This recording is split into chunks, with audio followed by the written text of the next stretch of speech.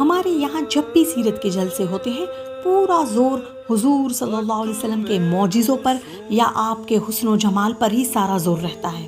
یہ سب بھی اپنی جگہ پر ہیں، لیکن اصل سیرت کچھ اور ہے۔ سورہ مدثر کی وہ 7 آیتیں جن کا ذکر ہم نے لاسٹ پرومو میں کیا تھا، جن سے حضور صلی اللہ علیہ وسلم کی رسالت کا آغاز ہوتا ہے، ان میں مزید آپ کو بتایا جا رہا ہے کہ یہ معاملہ اتنا آسان ہونے والا نہیں ہے۔ آپ دیکھیں جب یہ آیت مبارکہ نازل ہو رہی ہے اس وقت تو حضور صلی اللہ علیہ وسلم نے یہ سوچا بھی نہیں ہوگا کہ میرے ساتھ آگے کیا ہوگا۔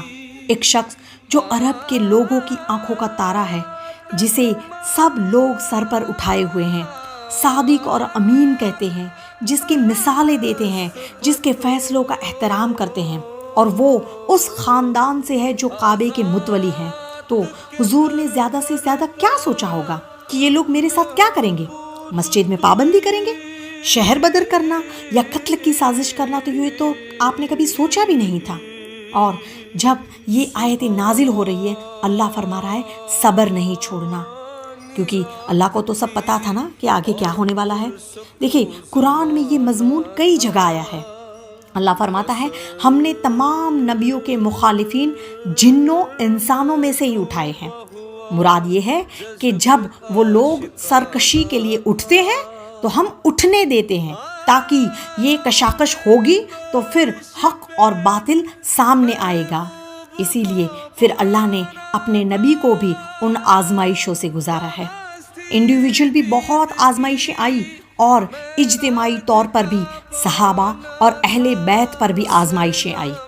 پھر چاہے بنی شیب ابو طالب میں 3 سال کی قید جہاں بنو ہاشم بھوک سے تڑپ رہے تھے، یا طائف کا وہ بازار جہاں آپ کو اتنے پتھر مارے گئے کہ جوتیاں مبارک بھی خون سے لت پت ہو گئی۔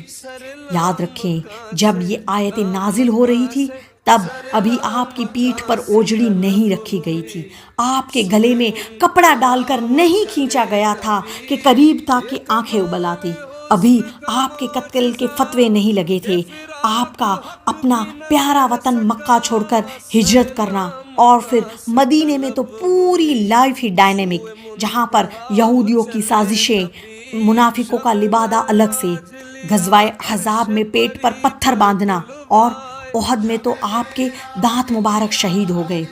کیا کچھ برداشت نہیں کیا، 20 برس تک مصیبتیں جھیلی، کئی قربانیاں دیں، تب جا کے اللہ نے مکہ فتح کروایا ہے۔ یہ ہمارے لیے لمحہ فکریہ ہے۔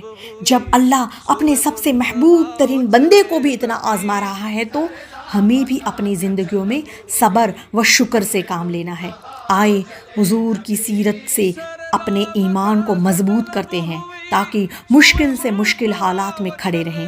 سیرت کے ایسے خاص پہلوؤں کو جاننے کے لیے ہمارے ساتھ جڑے رہے ہماری اگلی ایونٹ محمد صلی اللہ علیہ وسلم میں۔ طلب ہوئی سوئے منتہا وہ چلے نبی، کوئی حد ہے ان کے عروج کی، کوئی حد ہے ان کے عروج کی، بلغ العلا بکمال ہی، کوئی حد ہے ان کے عروج کی، بلغ العلا بکمال ہی۔